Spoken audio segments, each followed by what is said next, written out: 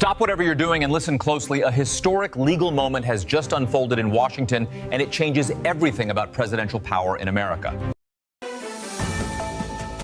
The Supreme Court has issued a groundbreaking decision that shatters the idea of unlimited presidential immunity. For the first time, the court has clearly stated that not even a president, past or present, stands above the law. The case centered on a claim made by the former president and his legal team, arguing that he was completely immune from criminal prosecution for actions taken while in office. Their argument boiled down to this: unless Congress impeaches and convicts a president, he cannot be held criminally responsible. In other words, a president would be untouchable, a modern-day king. But the Supreme Court just ended that notion. The justices rejected the sweeping claim of absolute immunity, striking down the idea that holding the highest office gives anyone permanent protection from criminal accountability. This ruling draws a clear boundary around presidential power. And for the first time in American history, the court has confirmed that a former president can face prosecution for crimes committed during their time in office. The irony is hard to miss. The same man who helped shape this very court through his appointments is now being constrained by it.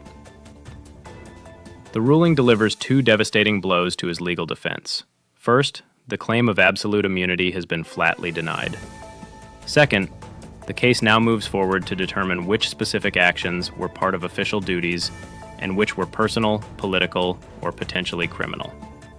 This is no longer a theoretical debate.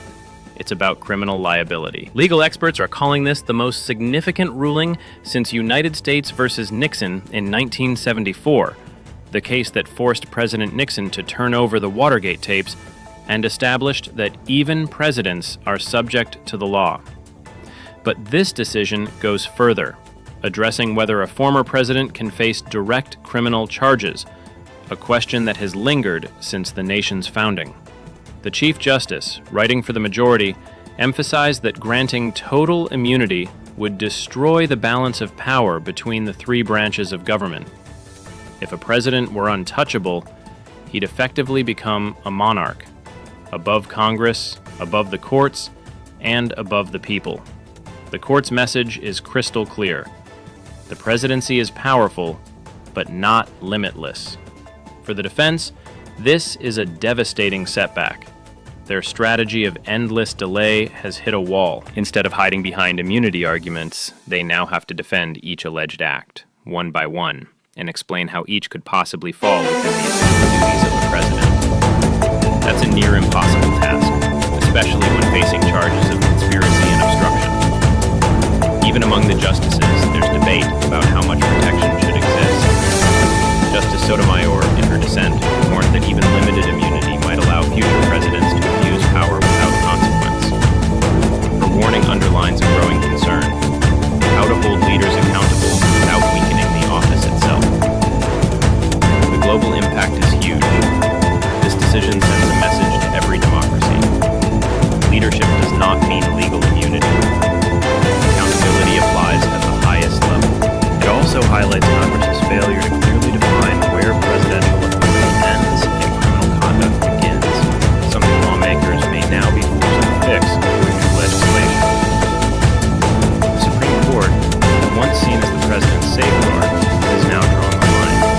It has reasserted the judiciary's independence and reaffirmed that no one, not even the most powerful individual in the nation, is above the Constitution.